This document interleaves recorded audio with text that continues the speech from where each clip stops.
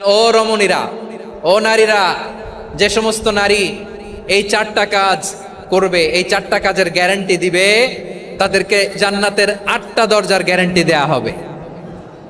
কি চারটা কাজ? 1 নাম্বার, আল মারআতু ইযা সাল্লাত খামসাহা, যে নারী 5 ওয়াক্ত নামাজ পড়ে। কি করে? জেলা স্টেডিয়ামে অবস্থানরত আমার নারীরা, বোনেরা, বিশ্বনবী আপনাদেরকে 4টা কাজের কথা বলেছেন, খুব বেশি না। 4টা করলে 8 জান্নাতের দরজা সব খোলা। কোনটা দিয়ে যাবেন? যেটা দিয়ে মনে চায়। 1 নাম্বার 5 ওয়াক্ত নামাজ। আমার বোনেরা জোহরের নামাজ পড়তে পড়তে এটা আসরে নিয়ে যায়, আসর পড়তে পড়তে এটা মাগরিবে নিয়ে যায়। এরকম আছে না নাই? লালমনিরহাটে হয়তো নাই। আমার বোনেরা এটা করবেন না।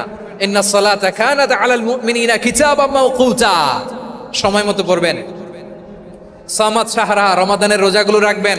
হাফিজাত ফুরুজাহা, যে নারী তার চরিত্রকে হেফাজত করে, তার প্রাইভেট হেফাজত করে, তার লজ্জাস্থান হেফাজত করে। ও মায়েরা, আপনার এই গর্ভ যে কত দামি আপনি জানেন না।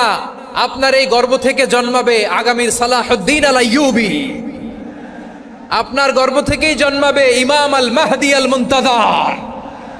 আপনার পেট থেকে জন্মাবে আবু সাইদের মতো বীর সৈনিক।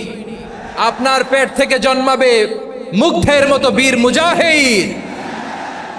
আপনি জানেন না কে আসবে আপনার পেট থেকে। সময়টাকে কাজে লাগান, ইসলামকে বুঝেন, মানেন, আমাদের ইসলামিক লেকচারগুলো শোনেন। আমরা যে বার্তাগুলো, ইনস্ট্রাকশনগুলো, দিক নির্দেশনাগুলো আপনাদের খেদমতে রাখি, এগুলো মেনে চলুন। আপনিই পারেন আপনার ঘরটাকে জান্নাতের টুকরা বানাতে।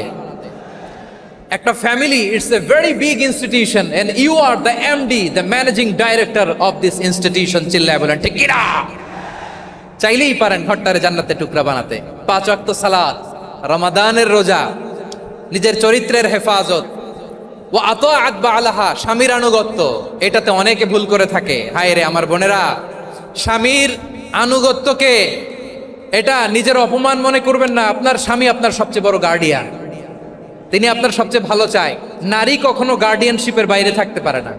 হয় আপনি বাবার গার্ডিয়ানশিপের ভেতরে, বাপ না থাকলে ভাই আপনার গার্ডিয়ান, ভাই না থাকলে চাচা গার্ডিয়ান, বিয়ের পরে আপনার স্বামী আপনার গার্ডিয়ান।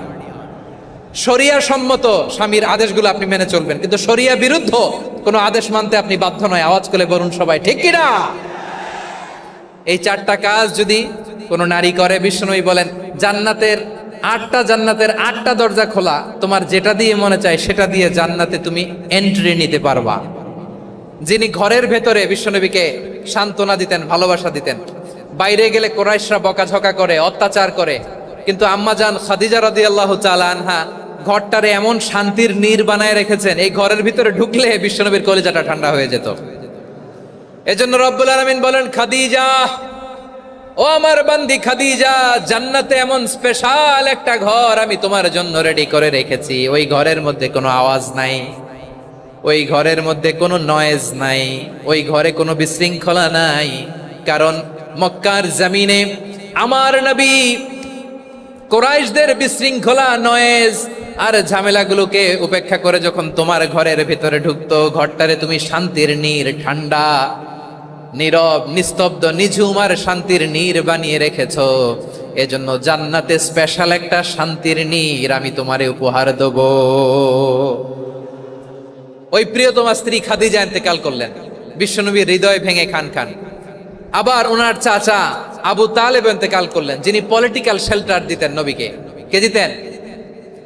আবু তালেবের ভয়ে, বিশ্বনবীর এই চাচার ভয়ে কোনো মুশরিক নবীর গায়ে হাত দেওয়ার সাহস পায় নাই।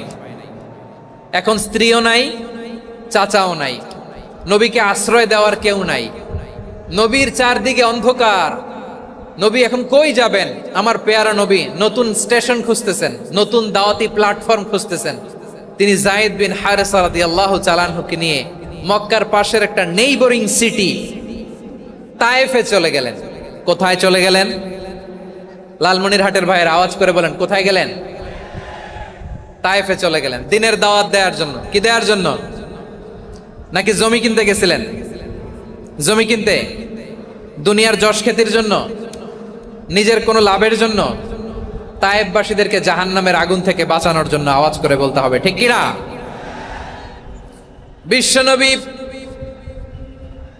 বিশাল মরুপথ, পাহাড়ি পথ পাড়ি দিয়ে তায়েফের মরুজমিনে গেলেন।